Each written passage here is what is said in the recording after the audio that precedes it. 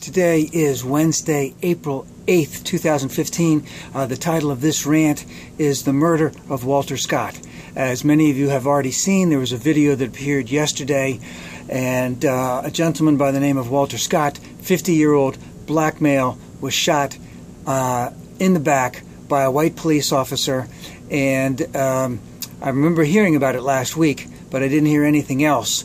And that a video had surfaced, and possibly as a result of that video, obviously they did all of the criminal investigation that they needed to. The officer is now being charged with murder. And what we saw in the video, I think, is very, very revealing. So number one, we don't see the actual struggle, if there was a struggle, but we do see Walter Scott running away. We see the officer stand there, take out his weapon, and shoot. He shoots 8 times, hits him in the back 3 times, and hits him behind the ear. We can see Walter Scott falling over. He then goes over and handcuffs him, tells him to put his arms behind his back or whatever he said, walks over, apparently picks up the taser, so to speak, and then goes back to where Mr. Scott's body is. He may have already been dead, and then drops the taser right there. So I don't know what the statements are that the officer made. Also, another officer appeared on the scene at the same time. Did that officer corroborate what the first officer said? Because it certainly looks as if they were tampering with evidence by transposing supposedly the taser over to where the body was to justify the killing, obviously. Now, a lot's going to happen. That gentleman is going to get his day in court. He has been arrested. He is in jail. I don't know if he's put up bond, and he is being charged with murder. But what do some of these things tell us about what's going on or still going on in America today? Number one, Mr. Scott was 50 years old. The officer was 33. Mr. Scott started running. It's very, I just cannot even come remotely close to believing that that officer couldn't chase after him and taken him down pretty quickly. That's number one. Number two, Mr. Scott was driving a older model Mercedes-Benz.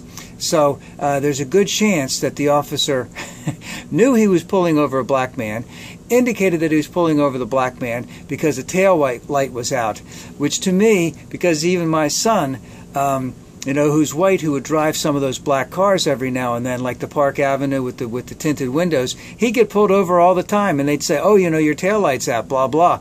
Your license plate is loose. We got to check and see if the tint is too bad, is too much." But so he got the distinction of most likely being pulled over for driving while black. Now. A little bit about, it was in South Carolina. The town was North Charleston. It had a higher percentage of black population than it did the white population. It was not a, let's put it, I won't call it economically depressed, but it certainly was not a high economic town, so to speak, in terms of whatever the average income of everyone. The police force was predominantly white, yes, but there is a greater population of black there than there is white. So this seems to me very similar to what happened in Ferguson to Michael Brown, not in terms of the actual occurrence itself, but the way the police force is. Same thing in Staten Island to, I believe the guy's name was Gardner. And but again, this gentleman was shot in the back. We have the video of that, and he is being charged with murder. Now, the thing that's most disconcerting to me about all of this, I'm going to make the assumption that the city of North Charleston and the police and the homicide officers there would have done their due diligence and would have decided that he was shot in the back and that he was shot from a distance, and therefore he could not have been posing as a threat. I'm assuming that some type of charges would have happened, manslaughter, possibly something like that. The video obviously exacerbated that, so that now that he's charged with murder, we don't know what the homicide detectives would have determined based on there not being a video. But I'd only hope that the officer would have been charged at all.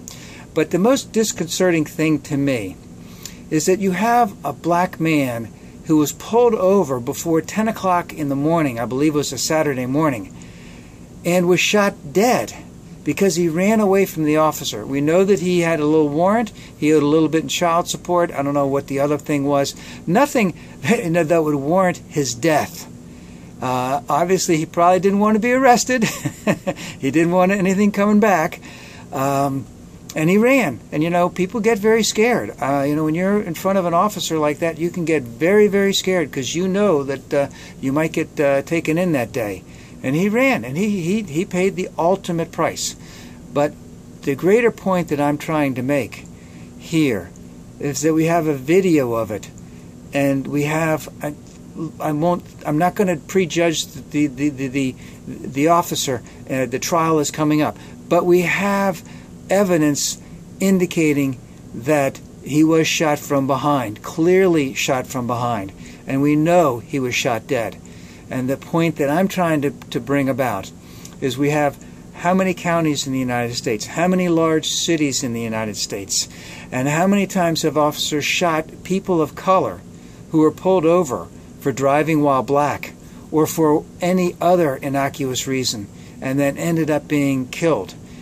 And we don't have a video of that slaying, let's just say. How many instances in that were the police officers 100% correct, or how many instances were there where if there had been a video, there would have been a charge similar to the one that happened in North Charleston? I wonder. And I just wonder what it will take. Obviously, you cannot eradicate every police officer. People, you know, we live in an imperfect world. Things happen. I understand that.